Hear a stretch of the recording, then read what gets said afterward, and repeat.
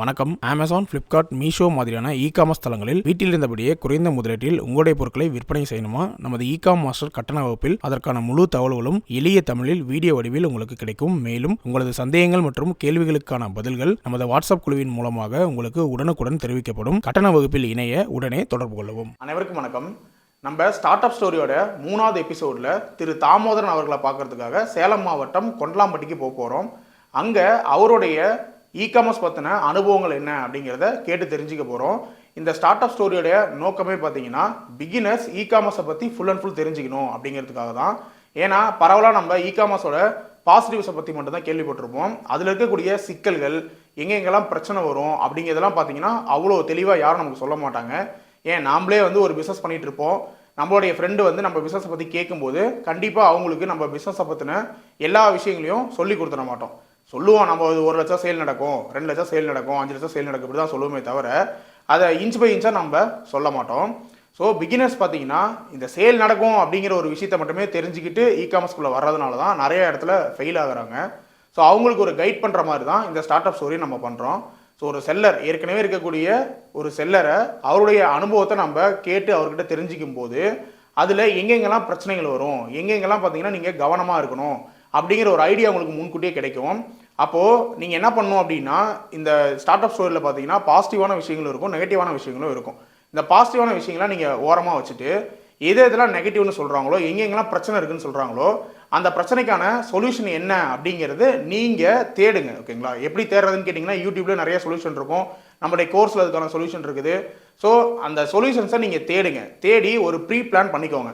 So நம்ம இந்த ப்ராடக்ட்டை கொண்டு போனோம் அப்படின்னா இப்படி ஒரு ரிட்டர்ன் வரும், அதில் இப்படி ஒன்று ராங்காக வரும், இப்படி ஒரு கமிஷன் எடுப்பாங்க, இப்படி ஒரு ஜிஎஸ்டி கேட்பாங்க, இப்படி ஒரு டாக்குமெண்டேஷன் கேட்பாங்க.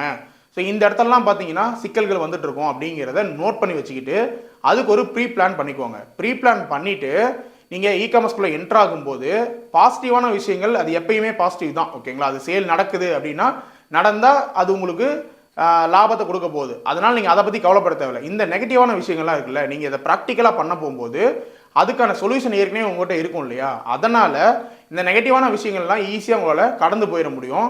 அப்படி கடந்து போயிட்டீங்க அப்படின்னா பின்னாடி இருக்கக்கூடிய பாசிட்டிவ் எப்பயுமே உங்களுக்கு பாசிட்டிவாகவே நடந்துடும். ஸோ இந்த ஸ்டார்ட் அப் ஸ்டோரியோட நோக்கமே இதுதான். இதை சரியாக புரிஞ்சுக்கிட்டு இதில் இருக்கக்கூடிய பாசிட்டிவ் நெகட்டிவான விஷயங்கள்லாம் உன்னிப்பாக பாருங்கள். உடனே கமெண்ட்டில் இதெல்லாம் நடக்காது, இதெல்லாம் வராது, இதெல்லாம் எனக்கு நடக்காது அப்படின்னு சொல்லாதீங்க. ஏன்னா இ-காமர்ஸில் எப்போ எது வேணால் நடக்கலாம். ஓகேங்களா? ஒருத்தருக்கு அது பாசிட்டிவாக இருக்கும், அதுவே இன்னொருத்தருக்கு நெகட்டிவாக இருக்கும். இப்போ நான் கிளாத்திங்லாம் பார்த்தீங்கன்னா பண்ணவே வேணாம் அப்படின்னு நான் சொல்லியிருப்பேன். ஸோ கிளாத்திங்கை எடுத்து பண்ணி சக்ஸஸ் ஆனவங்களும் நிறைய பேர் இருப்பாங்க. நீங்கள் அவங்ககிட்ட கேட்டிங்கன்னா தான் அவங்களுடைய எக்ஸ்பீரியன்ஸ் என்னன்னு தெரியும். அந்த சக்ஸஸ்ஃபுல்லாக ஆகிறதுக்கு அவங்க ஒரு விஷயத்தை ஃபாலோ பண்ணியிருப்பாங்க. அந்த மாதிரி நீங்களும் இந்த ஸ்டார்ட் அப் ஸ்டோரி மூலிமா என்னென்ன நெகட்டிவ்ஸ் இருக்குது அப்படிங்கிறத தெரிஞ்சுக்கிட்டு அதை எப்படி பாசிட்டிவாக மாற்றி உங்களுடைய பிஸ்னஸை சரியான வகையில் கொண்டு போகிறது அப்படிங்கிறத தெரிஞ்சுக்கோங்க. இப்போ சாரை மீட் பண்ணி அவருடைய பர்சனல் எக்ஸ்பீரியன்ஸ் என்ன இந்த இ-காமர்ஸ் பிஸ்னஸில் அப்படிங்கிறத கேட்டு தெரிஞ்சுக்கலாம். வணக்கம் சார். வணக்கம் சார். வணக்கம் சார். சார் உங்களை பற்றி ஒரு சின்ன அறிமுகம் சார். என்னோடய பேர் தாமோதரன். நான் இருக்கிறது பார்த்திங்கன்னா சேலம் மாவட்டம் கொண்டலாம்பட்டி. என்னோடய தொழில் பார்த்திங்கன்னா நெசவு தொழில் தான் சார். நான் பவர்லூம் தறி மெக்கானிக்காக இருக்கிறேன். நான் இ-காமர்ஸ் பண்ணுறதுக்கு உங்களுக்கு எப்படி ஐடியா வந்தது? இ-காமர்ஸ் பண்ணுற ஐடியா பார்த்திங்கன்னா நம்ம எதாச்சியாக ஒரு நாள் பார்த்திங்கன்னா யூடியூப் பார்த்துட்டு இருக்கும்போது நமக்கு அமேசானில் எப்படி நம்ம சேல் பண்ணலாம் அப்படின்னு சொல்லிட்டு ஒரு ஆட் ஒன்று பார்த்தேன். அதை பார்த்துட்டே இருக்கும்போது என்ன ஆயிடுச்சுன்னா அந்த ஆடை நான் பார்க்கும்போது எனக்கு திரும்ப திரும்ப அந்த ஆடை நம்ம காட்டிகிட்டே இருந்தது. அதனால் நாமளும் ஏதாவது ஒரு ப்ராடக்ட் அமேசானில் சேல் பண்ணலாம் அப்படின்னு சொல்லிட்டு தேடும்போது நிறைய விஷயம் யூடியூப் மூலிமா தெரிஞ்சுக்கிட்டேன். ஃபஸ்ட்டு ஜிஎஸ்டி எடுக்கணும் அப்படிங்கிறது தெரிஞ்சுக்கிட்டேன். அதுக்கப்புறம் ப்ராடக்ட் லிஸ்ட்டு பண்ணணும்னு தெரிஞ்சுக்கிட்டேன். அப்புறமா பார்த்தீங்கன்னா ஃபஸ்ட்டு உங்களோட சேனலை பார்த்தேன். இ-காம் மாஸ்டருங்கிற சேனலை யூடியூப்பில் பார்த்தேன். அதுக்கப்புறமா உங்களோட கோர்ஸை பர்ச்சேஸ் பண்ணேன். நிறைய விஷயம் கோர்ஸில் வீடியோவாக கொடுத்துருக்குறீங்க. அதில் நிறையா ஆரம்பத்தில் இருந்து கடைசி வரைக்கும் ஒரு பிகினியர் எப்படியெல்லாம் சேல்ஸ் பண்ணலாம், எப்படியெல்லாம் என்னெல்லாம் பண்ணலாம் விஷயம் தெரிஞ்சுக்கலாம் அப்படிங்கிறது எல்லாமே நீங்கள் எல்லா A to Z கண்டென்ட்டும் நீங்கள் கொடுத்துருக்குறீங்க. அந்த வீடியோவெல்லாம் ஃபஸ்ட்டு நம்ம பார்த்தோம். நீங்கள் ஃபஸ்ட்டு யூடியூப்பில் இருக்கிறத வச்சு மட்டுமே பிஸ்னஸ் பண்ணலாம் இல்லையா? இப்படிதான் எல்லாரும் சொல்றாங்க யூடியூபே போதும். இல்லை சார், யூடியூப்பில் மெயினான வீடியோ எதுவுமே இருக்கிறது இல்லை.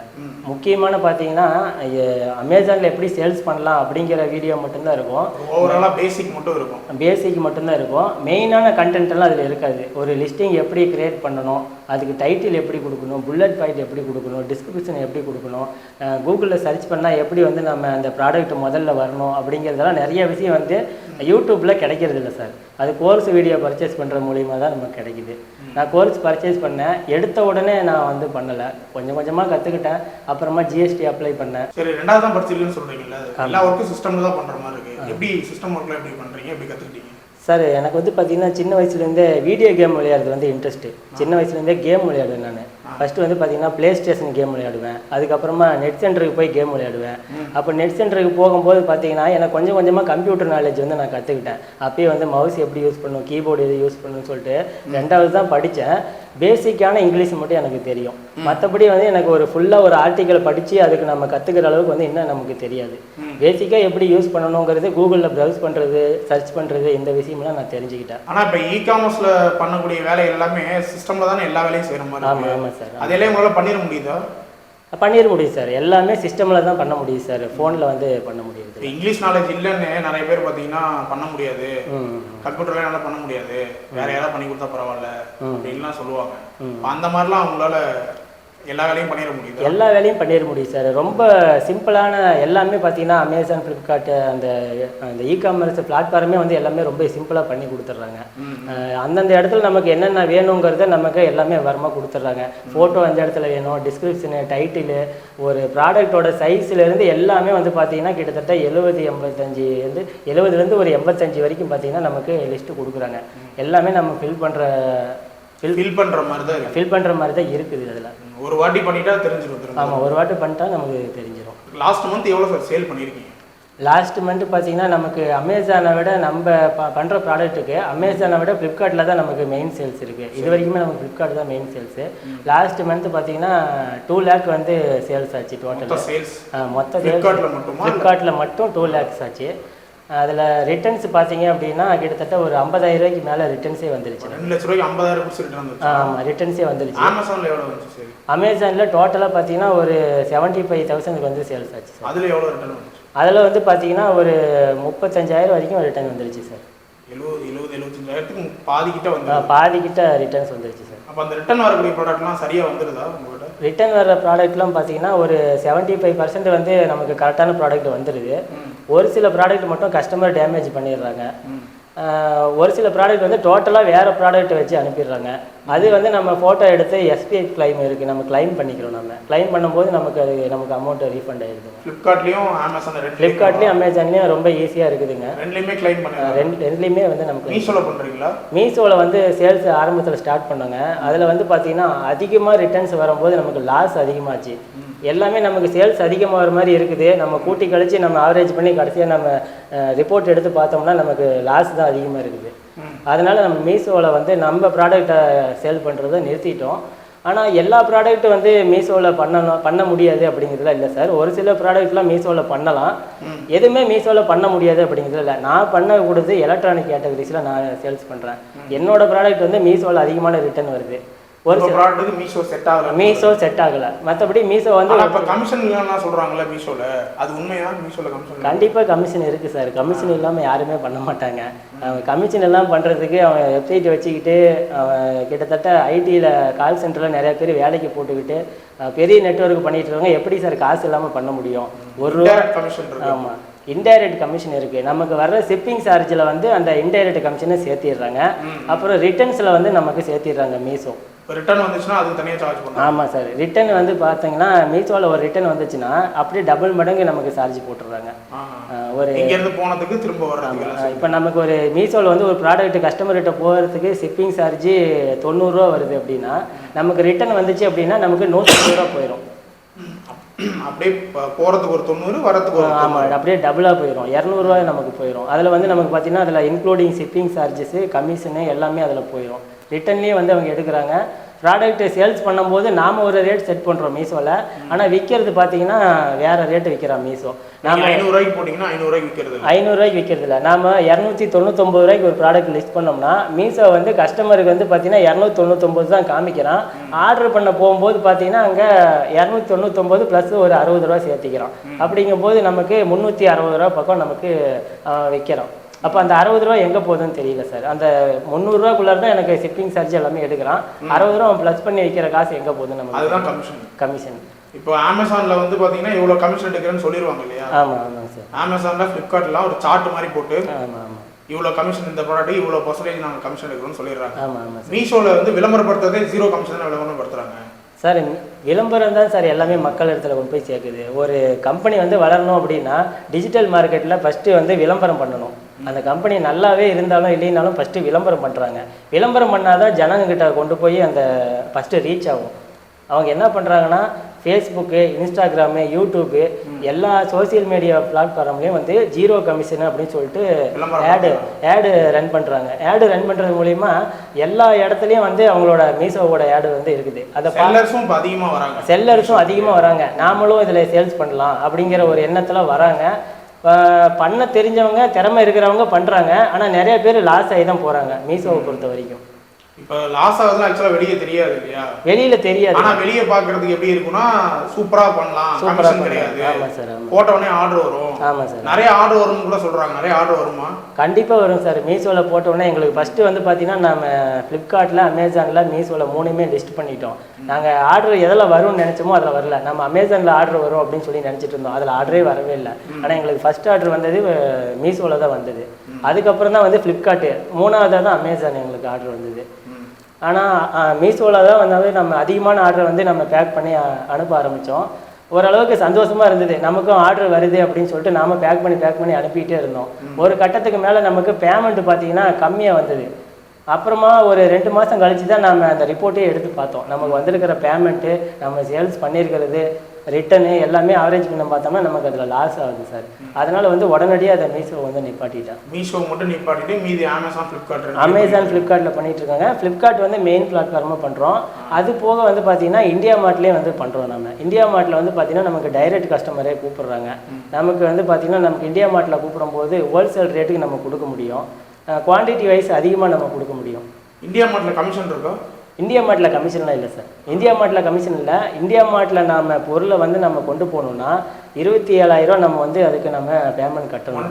ஒன் டைம் பேமெண்ட்டு இல்லை 1 இயருங்க. 1 இயருக்கு இந்தியா மார்ட்டில் நம்ம பணம் கட்டிட்டோம் அப்படின்னா நம்மளோட ப்ராடக்ட் எல்லாம் முதல்ல வந்து நம்ம கூகுளில் யாராவது சர்ச் பண்ணாங்க அப்படின்னா முதல்ல காட்டுறது இந்தியா மார்ட்டு தான். அதுக்கப்புறம் தான் அமேசான், ஃப்ளிப்கார்ட் எல்லாமே வந்து காட்டும். இந்தியா மார்ட்ல உங்களுக்கு ஏதாவது ஆர்டர் வந்து நிறைய வந்திருக்கு சார். இந்தியா மார்ட்டில் வர்ற சொல்லப்போனால் இந்தியா மார்ட்டில் வர்ற ஆர்டர் வந்து பார்த்தீங்கன்னா எனக்கு டைரெக்டாக பணம் வந்துடும். கஸ்டமர்கிட்ட நான் பணம் வாங்கிக்குவேன். நான் அட்ரஸை வாங்கிட்டு நான் ஷிப்பிங் பண்ணி அனுப்பி விட்ருவேன். இப்போ இந்த 27,000 சொல்கிறீங்கல்ல? ஆமாம், 27,000 நான் இது வரைக்கும் கட்டலை சார். 27,000 நான் கட்டலை. நான் இது வரைக்கும் இந்தியா மார்ட்டு ஃப்ரீயாகவே தான் நான் யூஸ் பண்ணிட்டு இருக்கிறேன். எனக்கு தினமும் இந்தியா மார்ட்லேருந்து கால் பண்ணிகிட்டே தான் இருக்கிறாங்க, காசு கட்ட சொல்லி.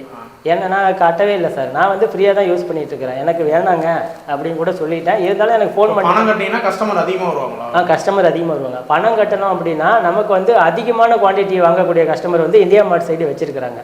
அது ஒரு ஹோல்சேல் வெப்சைட். ஹோல்சேல் வெப்சைட்டு நிறைய வாங்கக்கூடிய கஸ்டமர்ஸ் வந்து அதில் இருக்கிறாங்க. அந்த கஸ்டமர்ஸ்லாம் வந்து பணம் கட்டுறது மூலிமா வந்து அவங்கள நம்ம டைரெக்டாக வந்து கான்டாக்ட் பண்ணி பேச முடியும். அப்போ நீங்க 27,000 ரூபாய் கட்டினீங்கன்னா உங்களோட கஸ்டமரோட எண்ணிக்கை உங்களுக்கு அதிகம். ஆமாம் சார். ஆனால் அது இல்லாமே ஃப்ரீயாகவே இப்போ உங்களுக்கு கஸ்டமர் வராங்க. ஃப்ரீயாகவே கஸ்டமர் வராங்க. அதுக்கும் இந்த அமேசான் மாதிரி லிஸ்டிங்ல ஏதாவது பண்ணணுமா? அமேசானில் பண்ண லிஸ்டிங்கு அப்படியே அந்த டைட்டிலை காப்பி பண்ணி இந்தியா மார்ட்டில் போட்டிருக்கிறேன். அதில் இருக்கிற அதே ஃபோட்டோவை எடுத்து நான் இந்தியா மார்ட்டில் போட்டிருக்கேன். வேறு எதுவும் பெருசாக எதுவும் பண்ணலைங்க. அமேசான் மாதிரி நிறையலாம் இருக்காது. அதில் நிறைய டைட்டில், ஃபோட்டோ, ஆமாம், டிஸ்கிரிப்ஷன் இவ்வளோதான். ஃபோட்டோ ரேட்டு வேணா போடலாம், இல்லைன்னா நம்ம ரேட்டு கூட போடாமல் விட்டுடலாம். அப்புறம் டிஸ்கிரிப்ஷனு, அப்புறம் அந்த ஃபோட்டோ, இது மட்டும் இருந்தால் போதும். இப்போ நீங்கள் அந்த 2 லட்ச ரூபா சொன்னீங்களா சேல்ஸு, அது இந்தியா மார்ட்டோட சேல்ஸ் சேர்த்து தான் சொன்னீங்களா இல்லையா? இல்லை சார், 2 லட்ச ரூபா சேல்ஸுங்கிறது தனிப்பட்ட சேல்ஸு. அது ஃப்ளிப்கார்ட்டில் மட்டும் சொன்னீங்க. ஃப்ளிப்கார்ட்டில் மட்டும் 2 லட்ச ரூபாய்க்கு வந்து சேல்ஸ். அமேசானில் வந்து 75,000 இருக்குது. இந்தியா மார்ட்டில் எவ்வளோ வந்து? இந்தியா மார்ட்டில் வந்து பார்த்தீங்கன்னா இப்போ தான் சார் ஸ்டார்ட் பண்ணியிருக்கிறோம். கிட்டத்தட்ட இப்போ ஒரு மாதத்தில் நமக்கு கூட்டி கழித்து பார்த்தோம்னா ஒரு 20,000 ரூபாய்க்கு நமக்கு சேல்ஸ் நடக்கும். ஒரு டைம் அதிகமாக இருக்கும், ஒரு டைம் கம்மியாக இருக்கும். அது கஸ்டமர் வாங்குறத பொறுத்து நமக்கு. ஒரு சில கஸ்டமர் நிறைய குவான்டிட்டி ஆர்டர் கொடுத்து வாங்குவாங்க, ஒரு சிலர் வந்து கம்மியாக வாங்குவாங்க. எத்தனை லிஸ்டிங் சார் மொத்தமாக போட்டிருக்கீங்க? சார் மொத்தமாக பார்த்தீங்கன்னா ஃபஸ்ட்டு பண்ணும்போது வந்து பார்த்தீங்கன்னா ஒரே ஒரு லிஸ்டிங் தான் பண்ணோம். பார்த்தீங்கன்னா வந்து பார்த்தீங்கன்னா இது நாம தான் ரெடி பண்ணுறோம் இந்த கிரீஸு. இது வந்து லிக்விட் கிரீஸ்ன்னு சொல்லிட்டு சார். ஓகே. இதுக்காக தான் வந்து இந்த பொருளை நம்ம விற்கிறதுக்காக தான் வந்து நம்ம இ-காமர்ஸ்குள்ளாரே வந்தோம். சரி, இது ஓனாக மேனுஃபேக்சர் பண்ணுறோம். இது ஓனாக மேனுஃபேக்சர் பண்ணுறவங்ககிட்ட நம்ம ஆர்டர் கொடுத்து வாங்கி நம்மளோட ஸ்டிக்கர் லேபிளையும் நம்மளோட பிராண்ட் நேம் போட்டுக்கிறோம். அது ஓகே. இது லேபிள் மட்டும் நீங்கள்? ஆமாம், மேனுஃபேக்சரிங் வந்து பார்த்தீங்கன்னா இது குஜராத் அகமதாபாத், அங்கே மேனுஃபேக்சரிங் பண்ணுறாங்க. நாம் பார்த்தீங்கன்னா நம்ம ஒரு பல்க் ஆர்டர் கொடுத்து நம்ம வாங்குறோம், நமக்கு ஹோல்சேல் ரேட்டுக்கு நமக்கு கொடுக்குறோம். லேபிள் நாம் ரெடி பண்ணி நம்மளோட இது போட்டுக்கிறோம். அது அவங்களோட அனுமதியோட நாம இதை வந்து லேபிள் நம்மளோட லேபிளிங் போட்டு நம்ம பாக்ஸ் மட்டும் பிளைனாக வந்துடும், லேபிள் வந்து நம்ம பண்ணிக்கிறோம். இதுதான் வந்து ஃபஸ்ட்டு நம்ம போட்ட லிஸ்டிங்கு. இந்த ப்ராடக்ட்டை நம்ம நிறைய சேல்ஸ் ஆகும்னு நினச்சி தான் நம்ம இ-காமர்ஸுக்குள்ளே வந்தோம். ஆனால் இதை நம்ம லிஸ்டிங் பண்ணதுக்கப்புறம் நமக்கு ஆர்டரே ஒன்று கூட வரல. வெயிட் பண்ணோம், 1 மாதம் 1.5 மாதத்துக்கு மேலே வெயிட் பண்ணோம். நமக்கு ஆர்டரே வரல. அதுக்கப்புறம் ஏதாவது ஒரு புதுசாக ஒரு ப்ராடக்ட்டை வந்து கொண்டு வரலாம் அப்படின்னு சொல்லிட்டு யோசனை பண்ணும்போது தான் நிறைய வந்து யூடியூப் வீடியோஸ்லாம் பார்த்தேன், கூகுளில் வந்து சர்ச் பண்ணேன். மற்றவங்க அதிகமாக விற்கிற ப்ராடக்டை நாம் வாங்கி விற்றா நமக்கு விற்காது அப்படிங்கிறத நான் தெரிஞ்சுக்கிட்டேன். ஒரு புதுசாக வந்து ஒரு ப்ராடக்ட்டை கண்டுபிடிக்கணும், அது ரொம்ப யூனிக்காக இருக்கணும், அதை வெளியே ஆன்லைனில் கிடைக்கக்கூடாது, அப்படியே கிடைச்சாலும் அதை கம்மியான ஆளுங்க தான் சேல்ஸ் பண்ணணும். அந்த கண்டுபிடிக்கக்கூடிய பொருளுக்கு வந்து ஆர்டர் அதிகமாக வருமா அப்படிங்கிற விஷயத்தை வந்து ஃபஸ்ட்டு கண்டுபிடிக்கணும். ஓகே. அப்படி தான் வந்து ஒரு எலக்ட்ரானிக் ஐட்டம், ஒரு ஆடியோ ஆம்பிளிஃபையர் சம்மந்தப்பட்ட ஐட்டம் வந்து ஒரு போர்டு ஐட்டம் வந்து ஃபஸ்ட்டு வந்து லிஸ்டிங் போட்ட உடனே எனக்கு போட்ட அதே நாள்லேயே வந்து எனக்கு ஆர்டர் வந்துருச்சு. என்ன பிளாட்ஃபார்மில்? ஃபஸ்ட்டு போட்டது ஃப்ளிப்கார்ட்டில் ஃபஸ்ட்டு போட்டேன். ஃப்ளிப்கார்ட்டில் போட்ட அதே நாள்லேயே நமக்கு ஆர்டர் வந்துருச்சு. நமக்கு ஒரே நாள்லேயே ஆர்டர் வந்துருச்சுன்னு ஒரே சந்தோஷம். இந்த பொருள் நமக்கு போகுது அப்படின்னு தெரிஞ்சுக்கிட்ட உடனே அது ரிலேட்டான பொருள் மற்ற பொருள்லாம் இருக்கும். இப்போ ஒரு ஆம்பிளிஃபையர் அப்படின்னு எடுத்துக்கிட்டோம்னா அதுக்கு எத்தனையோ நமக்கு ப்ராடக்ட்லாம் இருக்குது, நிறைய காம்பவுண்ட்ஸ்லாம் இருக்குது. அதுல என்னென்ன தேவைப்படுதுன்னு பார்த்தா அது கிட்டத்தட்ட 100கணக்கான ப்ராடக்ட் இருக்குது. அதில் அந்த மாதிரியான ப்ராடக்ட்லாம் எங்கே விற்கிறாங்க, யார் மேனுஃபேக்சரிங் பண்ணுறாங்க அப்படிங்கிறதெல்லாம் கொஞ்சம் கொஞ்சமாக தேடி ஆரம்பித்து கொஞ்சம் கொஞ்சமான ப்ராடக்ட்லாம் அது சம்மந்தமாக உள்ளே கொண்டு வந்தோம். உள்ளார அது சம்மந்தமான பொருள்லாம் உள்ளார கொண்டு வந்ததுக்கப்புறம் பார்த்தீங்கன்னா மொத்தமாக நம்மளோட இப்போ லிஸ்டிங் வந்து பார்த்தீங்கன்னா 47 லிஸ்டிங் இருக்குது. அப்போ அந்த ப்ராடக்ட்ஸ் எல்லாமே வாங்குறது இங்கே லோக்கலில் வாங்குறீங்களா, வெளியே இருந்து வாங்குறீங்களா? லோக்கல்லேயே வாங்குறோம் சார், வெளியிலேருந்து வாங்குகிறோம். கோயம்புத்தூர், மதுரை சைடுலேருந்து வாங்குகிறோம், லோக்கல்லையும் வாங்குகிறோம். அதிகபட்சம் வந்து பார்த்தீங்கன்னா லோக்கலில் வாங்குறது தான் அதிகம். லோக்கலில் வந்து மேனுஃபேக்சர்கிட்ட எனக்கு இந்த பிராண்ட் நேமில் போட்டு கொடுங்கன்னு சொல்லிட்டு நம்ம தனியாக ஆர்டர் கொடுத்து வாங்குகிறோம். அதுக்கு நம்ம முன்னாடியே அட்வான்ஸும் பேமெண்ட் பண்ணிடுறோம். முடிஞ்ச அளவுக்கு ப்ராடக்ட்ஸ் வந்து லோக்கல்லேயே இருக்கிறது தான் நமக்கு பரவாயில்ல. நமக்கு அதிகமான ஆர்டர் வந்துச்சுன்னா டக்குன்னு மேனுஃபேக்சர்கிட்ட ரெடி பண்ணி கொடுக்க சொல்லி வாங்கிக்குவோம். இப்போ ஆர்டர் வந்த பிறகு தான் வாங்குவீங்களா? இல்லை சார், வாங்கி வச்சுருப்போம். ஃபஸ்ட்டு எல்லாம் பார்த்தீங்கன்னா அந்த பொருள் விற்குமா விற்காதான்னு தெரியாது. 1-2 பொருள் தான் வாங்கி வச்சுருப்போம். அதாவது பார்த்தீங்கன்னா ஒரு பொருள் 300 ரூபா அப்படின்னா ஒரு 1000 ரூபாய்க்கு 4 பொருள் வாங்குவோம். வாங்கி நம்ம வீட்டில் வச்சுருப்போம். அது ஆர்டர் வருதுன்னு தெரிஞ்சுக்கிட்ட உடனே 4 பொருள் ஃபஸ்ட்டு 10 பொருளாக வாங்குவோம், 20 பொருளாக வாங்குவோம், அப்படியே 30ன்னு வாங்கி வச்சுருவோம். அதுக்கப்புறமா ஒவ்வொரு ப்ராடக்ட்லேயும் 30 ப்ராடக்ட் எப்பயுமே நம்மகிட்ட ஸ்டாக் இருக்கும். அந்த 30 ப்ராடக்ட் வந்து 20 ப்ராடக்ட் விற்று 10 ப்ராடக்ட் நம்மகிட்ட இருக்கும்போது திரும்ப ஆர்டர் பண்ணுவோம் நம்ம. ஓகே. அப்போ 30 தான் அதிகமாக வச்சுருக்கோம். 30 தான். ஏன்னா மற்ற ப்ராடக்ட்லாம் பண்ணுறதுனால அதுக்கு உண்டான இன்வெஸ்ட்மெண்ட்டு நம்ம போடணும். எல்லாமே ஒட்டுக்கா ஒரே ப்ராடக்ட்டில் கொண்டு போய் 50,000 1 லட்சத்துக்கு நம்ம வாங்கி வச்சுக்கிட்டோம் அப்படின்னா நம்ம அடுத்த ப்ராடக்ட் விற்க முடியாது. ஒரே ப்ராடக்ட்டு மொத்தத்தில் ஒரே ப்ராடக்ட்டு ஒரு 4-5 ப்ராடக்ட் வச்சா இ-காமர்ஸ் பண்ணவே முடியாது. இ-காமர்ஸில் வந்து பார்த்தீங்கன்னா குறைஞ்சபட்சம் ஒரு மினிமம் வந்து 30லேருந்து 50 ப்ராடக்டாவது இருக்கணும். அப்படி இருந்தால் நல்ல சேல்ஸ் வரும். அதே நேரத்தில் ஒரே ப்ராடக்ட் வச்சுருவங்களுக்கும் நல்லா பண்ணுறாங்க. அது அந்த ப்ராடக்ட் தன்மையை பொறுத்து, அது புதுசாக இருக்குதா அப்படிங்கிறத பொறுத்து விற்கும். கண்டிப்பாக. ஆமாம், ஒரே ப்ராடக்ட் 5000 ஆர்டரும் வருது, 10,000 ஆர்டரும் வருது, 15,000 வருது. அதோட டிமாண்டை பொறுத்தும் வருது. நம்மளோட கேட்டகரி பார்த்தீங்க அப்படின்னா இது வரைக்கும் 40 எலக்ட்ரானிக்ஸ் ஐட்டம் நம்ம சேல்ஸ் பண்ணுறோம். 47 லிஸ்டிங் இருக்குது. 47மே தனித்தனி வேறு ப்ராடக்டா இல்லை காம்போ அந்த மாதிரியா? 47மே வந்து காம்போவும் இருக்குது, தனித்தனி ப்ராடக்டாகவும் இருக்குது. நம்ம எல்லாமே கலந்து போட்டிருக்கிறோம்.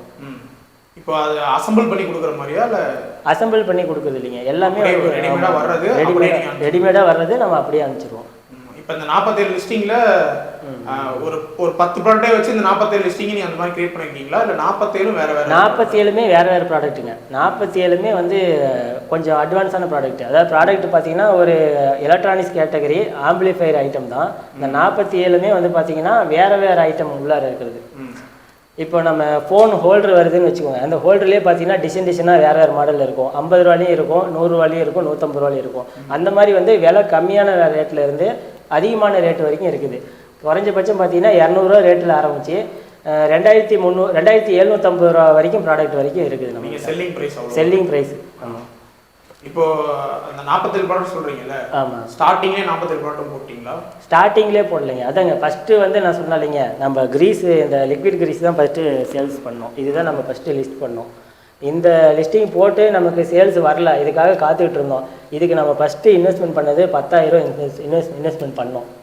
இந்த ப்ராடக்ட் மட்டும் 10,000? இந்த ப்ராடக்ட் மட்டும் நம்ம ஃபஸ்ட்டு 10,000 இன்வெஸ்ட்மெண்ட் பண்ணோம். 10,000 இன்வெஸ்ட்மெண்ட் பண்ணிவிட்டு இதுக்கு ஆர்டர் வருமானு வெயிட் பண்ணி பார்த்தோம். ஆர்டரே வரல. சரி, இது ஒன்று மட்டுமே பண்ணால் விற்காது போலன்னு தெரிஞ்சுட்டு தான் அடுத்தது வந்து ப்ராடக்ட்டை வந்து தேட ஆரம்பித்தோம். இந்த ப்ராடக்ட் அப்போ என்ன பண்ணீங்க? 10,000 இந்த ப்ராடக்ட் இன்னமும் நம்ம விற்கல. அதாவது நான் இது வரைக்கும் சேல்ஸ் ஆரம்பித்து பார்த்தீங்கன்னா கிட்டத்தட்ட 1 இயர் ஆக போகுது. கிட்டத்தட்ட 11 மாதம் ஆக போகுது.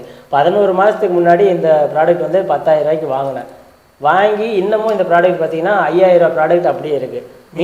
மீதி இருக்கிறதும் பார்த்தீங்கன்னா ஆன்லைனில் விற்கல. அது பார்த்தீங்கன்னா வெளியில் வந்து நான் விற்றுட்டேன், ஆஃப்லைனில் விற்றுட்டேன் நான். ஆமாம் ஆமாம். அதனால் வந்து எல்லாருக்குமே வந்து இது ஆன்லைனில் வந்து ஒரு ப்ராடக்ட்டில் கொண்டு வராங்கன்னா அவங்களுக்கு சக்ஸஸ் ஆகுன்னு சொல்ல முடியாது. நீங்கள் உங்களுடைய தொழில் இருக்குல்ல, அதுக்கு யூஸ் பண்ணுறதா? ஆமாம் ஆமாங்க. இது வந்து பார்த்தீங்கன்னா லிக்விட் க்ரீஸு. இது வந்து வண்டிக்கு செயின் வருது இல்லைங்க, செயினுக்கு வந்து லூபுக்கு யூஸ் பண்ணலாம்.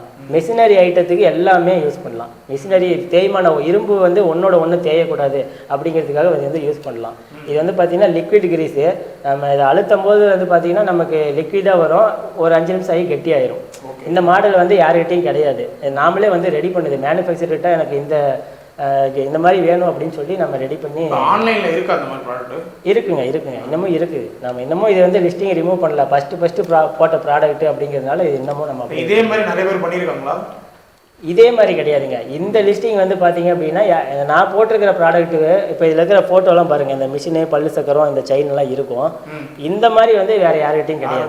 ஆமாம். நான் இந்த லேபிளிங் ரெடி பண்ணும்போது இந்த ப்ராடக்ட்டை வந்து நாம் மட்டும்தான் விற்கணும், வேறு யாரும் விற்கக்கூடாது, அப்போ தான் நம்ம சேல்ஸ் வரும் அப்படின்னு சொல்லிட்டு தான் நம்ம போட்டேன். ஆனால் நமக்கு இந்த ப்ராடக்ட் சேல்ஸ் வரல. இது சேல்ஸ் வரல அப்படின்னோடனே நம்ம உடனே வந்து இதோட சும்மா விடக்கூடாது அப்படின்ட்டு அடுத்த ப்ராடக்ட்டுக்கு போயிட்டேன். வேறு என்ன ப்ராடக்ட் சர்ச் பண்ணலாம் அப்படின்னு சொல்லிட்டு அடுத்த ப்ராடக்ட் போட்டு தான் இப்போ நான் பண்ணிகிட்டு இருக்கிறது. 47 சொன்னேன் இல்லைங்க, அது.